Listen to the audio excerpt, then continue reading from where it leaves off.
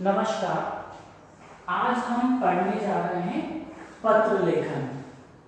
वर्तमान समय में इंटरनेट, व्हाट्सएप, फेसबुक, मोबाइल इनकी वजह से खैर इनका प्रयोग आजकल बंद हो चुका है, लेकिन फिर भी हमें कहीं कहीं पत्र लिखने की जरूरत पड़ती है। तो पत्र कैसे लिखा जाता है, पत्र कितने प्रकार के होते हैं, इनके बारे में मैं आपको बता रहा हूँ। तो यहाँ पर पत्र लेखन जो है वो मुख्य रूप से दो प्रकार के होते हैं। इसमें पहला प्रकार है औपचारिक पत्र और दूसरा है अनौपचारिक पत्र। औपचारिक पत्र के अंतर्गत इसे इंग्लिश में फॉर्मल लेटर कहा जाता है और अनौपचारिक पत्र को इनफॉर्मल लेटर कहा जाता है। अब हम ये पत्र किन किन को लिख सकते हैं, देखिएगा। औपचारिक पत्र हम वैसे तो अभी ये हो गया है कि आप स्कूल नहीं आ रहे तो आपकी मम्मी ने तुरंत मोबाइल उठाया और व्हाट्सएप पर मैसेज कर दिया कि आज मेरे बच्चे की तबीयत ठीक नहीं है इसलिए वो नहीं आ पाएगा। लेकिन कभी कभी ये होता है कि आप लंबे समय तक बीमार रहे या स्कूल में नहीं आए तो स्कूल वाले भी कहते हैं कि नहीं, आपको रिटर्न में देना पड़ेगा कि आपका बच्चा स्कूल में क्यों नहीं आया। उस समय आपकी मम्मी या आपके पापा के द्वारा जो पत्र लिखा जाएगा वह पत्र औपचारिक पत्र कहलाएगा।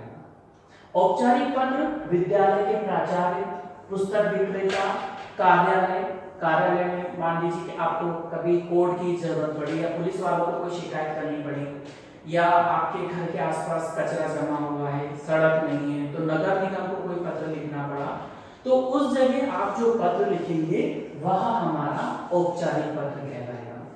ठीक है। दूसरा आता है अनौपचारिक पत्र। अनौपचारिक पत्र हम अपने मित्र, परिवार के सदस्य जैसे मम्मी पापा, भाई बहन, हमारे रिश्तेदार है, दादा दादी, नाना नानी, चाचा चाची, इन लोगों को जो पत्र लिखा जाता है वह अनौपचारिक पत्र कहलाता है। अब इन दोनों पत्रों को लिखने का तरीका अलग अलग होता है। इनकी भाषा जो है वो सरल होनी चाहिए और पत्र ऐसा नहीं होना चाहिए कि बहुत लंबा हो। आपको कम से कम शब्दों का प्रयोग करते हुए अच्छे से अच्छा पत्र लिखना है। मतलब आप अपनी पूरी बात भी कह दें और कम से कम जगह में, मतलब कम से कम पंक्तियों में आप उस पत्र को लिख सकें। तो अभी आपको जो पत्र मैं लिखवाऊंगा वह है हमारा अनौपचारिक पत्र। अनौपचारिक पत्र कैसे लिखा जाता है, उसका तरीका क्या होता है, इसके बारे में मैं आपको बताऊंगा।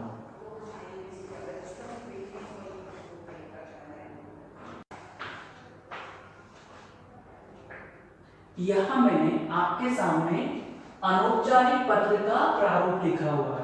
मीन्स यहाँ पर मैं आपको शॉर्ट फॉर्म में बताऊंगा कि अनौपचारिक पत्र किस तरह से लिखा जाता है। यहाँ मैंने सबसे ऊपर लिखा है पता। पता में आपको 3 लाइनें यूज करनी है। तीनों लाइनों में आपको अपने घर का पता लिखना है। मतलब जो व्यक्ति पत्र लिख रहा होता है उसे अपना पता यहाँ पर लिखना होता है। मान लीजिए मैं अपना एड्रेस लिखता हूँ तो कुछ इस तरह से लिखूंगा, मकान नंबर 204, प्रियंका नगर, कोलार रोड, और नीचे आ जाएगा भोपाल। और अगर मुझे अपने एरिया का पिन याद है, पिन कोड नंबर याद है, तो मैं उस पिन कोड नंबर को भी यहाँ पर मेंशन कर सकता हूँ। तो यहाँ पर कम से कम 3 लाइनों का प्रयोग करते हुए आपको अपना पता लिखना है। मैं फिर बोल रहा हूँ, जो व्यक्ति पत्र लिख रहा होता है उसे अपना पता यहाँ पर लिखना है। इसके बाद आता है दिनांक। आप जिस तारीख को, जिस डेट को पत्र लिख रहे हैं वहां पर आपको वह तारीख लिखनी है, वह दिनांक लिखना है। इसके बाद मैंने यहाँ पर एक लाइन खींची है जो कि आपकी मार्जिन लाइन से कुछ इधर बाहर जा रही है और कुछ इधर अंदर आ रही है। इसका मतलब हुआ कि यहाँ पर आपको दिनांक के बाद एक लाइन छोड़ना है। इसके बीच आपको कहीं पर भी लाइन नहीं छोड़ना है, सिर्फ दिनांक के बाद आप एक लाइन छोड़ेंगे। इसके बाद मैंने लिखा है संबोधन।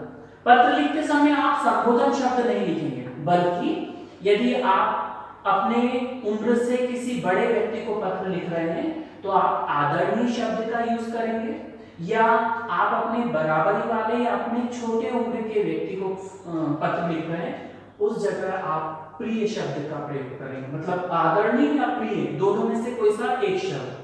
तो यहाँ पर एक लाइन छोड़ने के बाद लिखिए आदरणीय।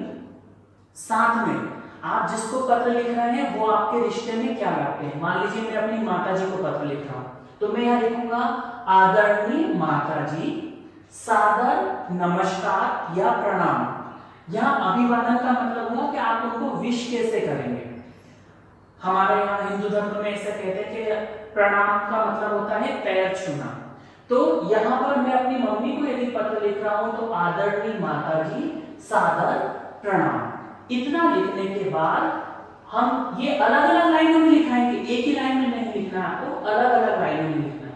अब हम जिस टॉपिक पर, जो टॉपिक दिया गया है हमें पत्र लिखने का, उसको लिखना स्टार्ट करेंगे। इसमें भी हम ये शुरुआत करेंगे, मैं यहाँ पर कुशल मंगल हूँ या मैं यहाँ पर ठीक हूँ, आशा करता हूँ कि आप सब लोग अच्छी तरह से होंगे। तो आदरणीय माता जी, सादर प्रणाम, मैं यहाँ पर ठीक हूँ और आशा करता हूँ कि आप भी कुशल मंगल होंगे। इसके बाद जो टॉपिक हमें दिया गया है उस टॉपिक पर हम लिखेंगे। मान लीजिए हम अपनी परीक्षा के बारे में लिख रहे हैं, आगे समाचार यह है कि इतनी तारीख को, मान लीजिए आपके जब भी अगस्त में एग्जाम शुरू होते हैं तो आप लिख सकते हैं कि इतनी तारीख को मेरे एग्जाम स्टार्ट होने वाले हैं। मान लीजिए 6 तारीख से आपके एग्जाम स्टार्ट होने वाले हैं, तो मेरे परीक्षा जो है 6 अगस्त से प्रारंभ होने वाली है और मैंने परीक्षा की तैयारी बहुत अच्छी तरह से कर ली है और मैं बहुत अच्छे अंकों से पास होऊंगा या उत्तीर्ण होऊंगा, इस बात की आप जानकारी दे रहे हो।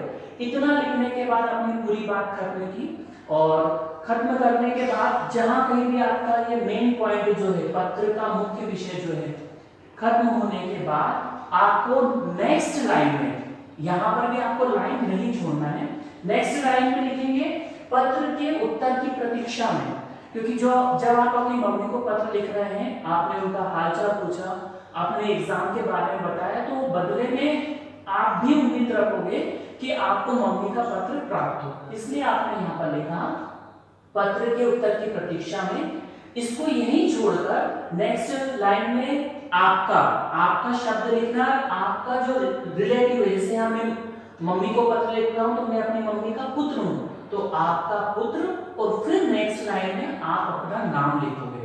आप अपने नाम के साथ अपने सरनेम का प्रयोग बिल्कुल भी नहीं करेंगे, क्योंकि हम जनरली अपने दोस्त से बात करते हैं, रिश्तेदारों से बात करते हैं, मम्मी पापा से बात करते हैं, तो कभी भी आपको अपने नाम के साथ सरनेम नहीं लगाएंगे, वो सिर्फ नाम यूज करेंगे। तो यहाँ पर आपका पुत्र और नीचे आपको अपना नाम लिखना है। और ये सब कुछ जो मैंने साइड से मार्जिन लाइन छोड़ी हुई है, इन लाइनों से के पास से आपको लिखना है ताकि पत्र देखने में अच्छा लगे। एक और बात, आपको पत्र लेफ्ट हैंड साइड से स्टार्ट करना है और लेफ्ट हैंड साइड पर ही खत्म करना है। पहले कभी प्रारूप था कि आप लेफ्ट से स्टार्ट करें और राइट में खत्म करें, लेकिन प्रेजेंट टाइम में आपको लेफ्ट से स्टार्ट करना है और लेफ्ट पर ही खत्म करना है। मुझे उम्मीद है कि आपको पत्र समझ में आया होगा, पत्र का प्रारूप समझ में आया होगा। आप अपने पेरेंट्स से बोलिएगा कोई भी एक टॉपिक दें वो आपको, और उस विषय पर आप जो है पत्र लिखने की कोशिश करिएगा। इसके बाद भी अगर कुछ प्रॉब्लम होती है तो मैं आपकी सेवा में तत्पर हूँ। धन्यवाद।